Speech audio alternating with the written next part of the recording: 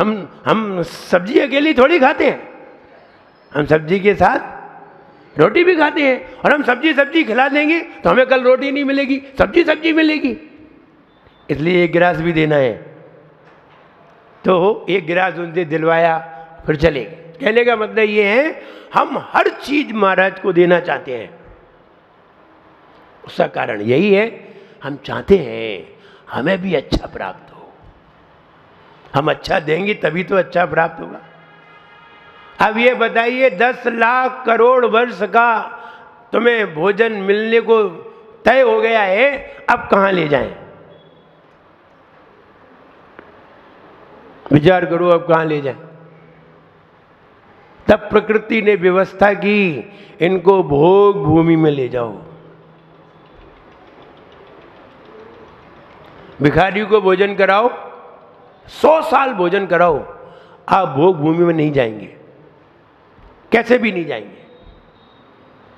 आप मरीजों को भोजन कराओ, 100 साल तक रोज भोजन कराओ, 100 मरीज को कराओ, एक 1000 मरीज को कराओ, तो भी आप भोग भूमि में नहीं जाएंगे।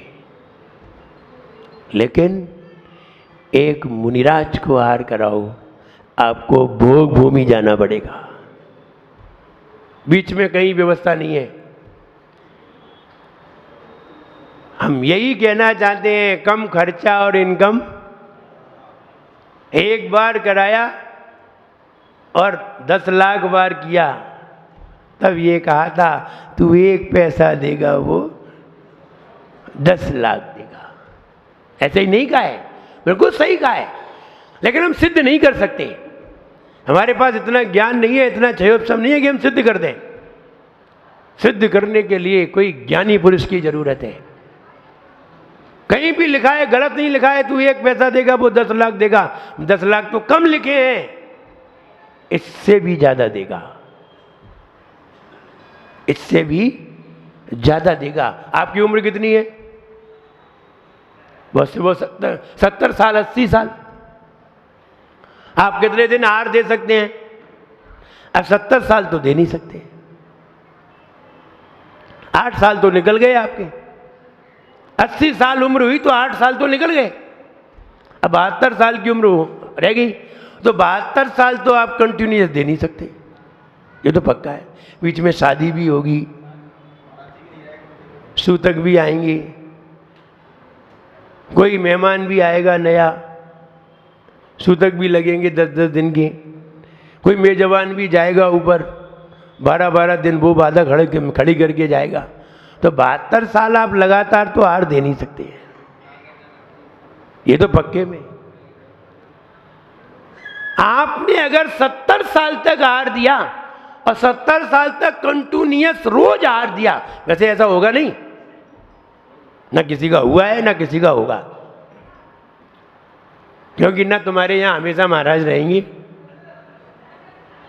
और हमेशा रहने वाले महाराज को ना तुम आहार कराओगे रोज। ये तो महाराज ऐसे ही नहीं बने रहते, तो तुम भी नहीं बनाओगे। 4 दिन चौका लगाते बंद कर लेते हैं, तो रोज कहां करा पाते हैं? विचार करिए, आप 70 साल तक कंटिन्यूअस आहार नहीं करा सकते,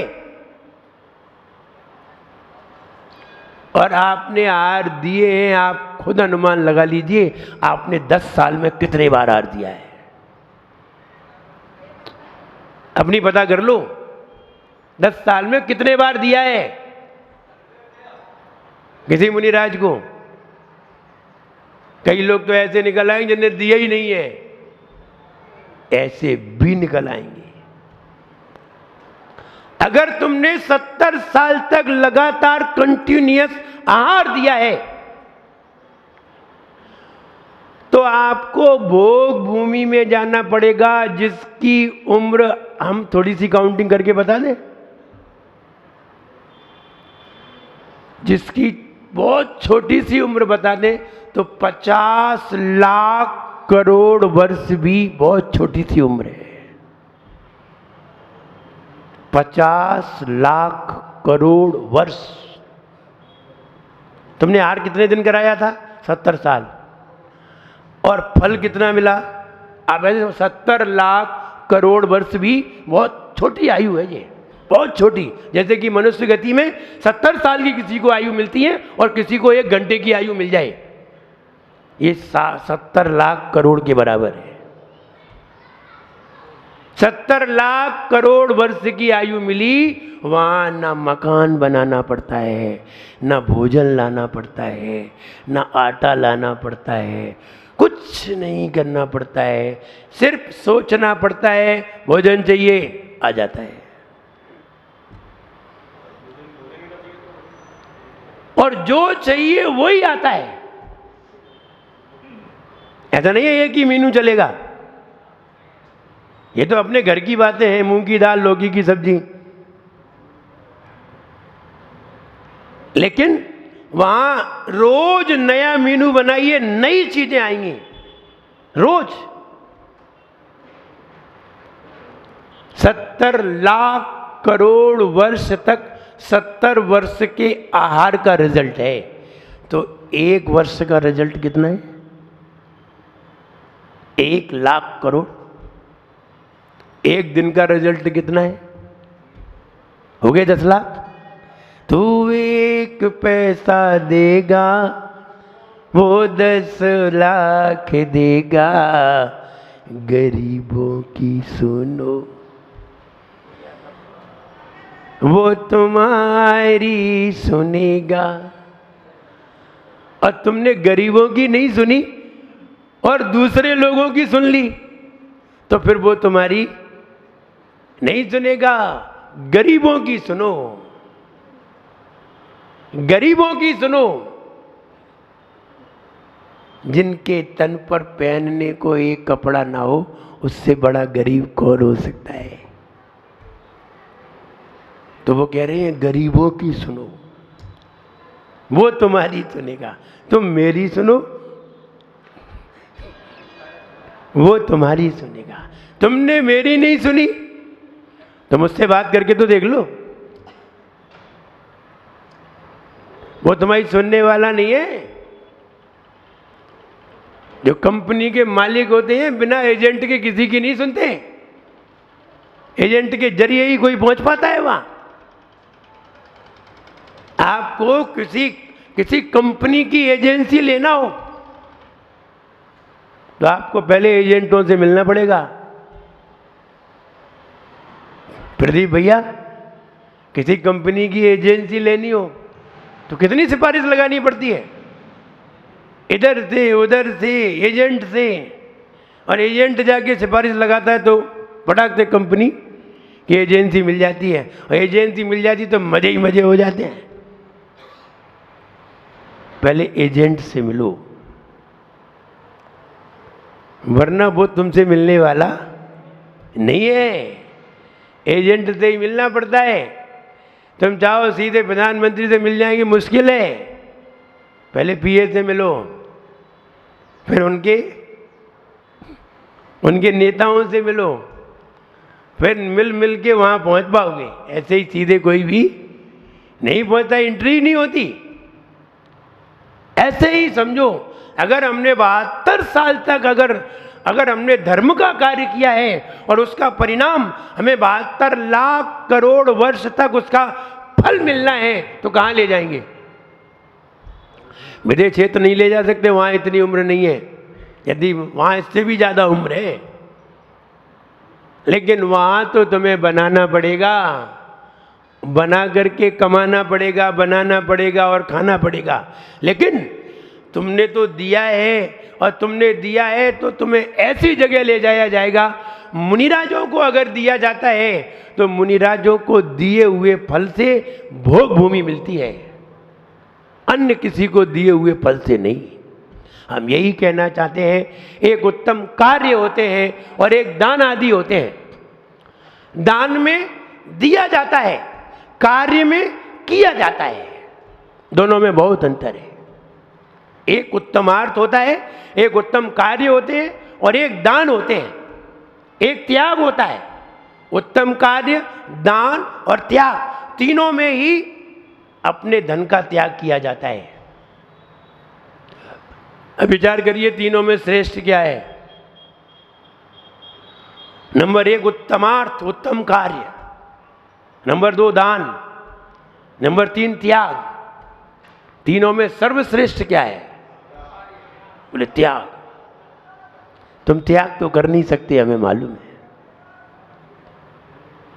क्योंकि वो तो उत्तम पुरुष करते हैं, महापुरुष लोग किया करते हैं त्याग। जो कमजोर होते हैं वे करते हैं दान, और कमजोर होते हैं वे करते हैं उत्तमार्थ, उत्तम कोई कार्य करते हैं।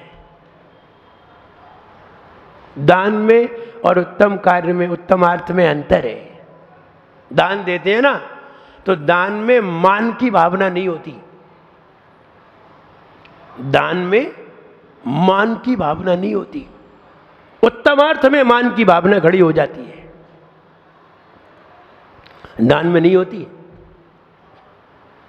आपने आहार दिया, आपने महाराज को प्रदान किया, कौन सा दान दिया? आहार दान। महाराज बीमार हुए, कौन सा दान दिया? औषधि दान। बताइए, आहार देते हैं मान आता है? दान देने में कभी मान नहीं आता, और सौभाग्य होता है और खुशी होती है।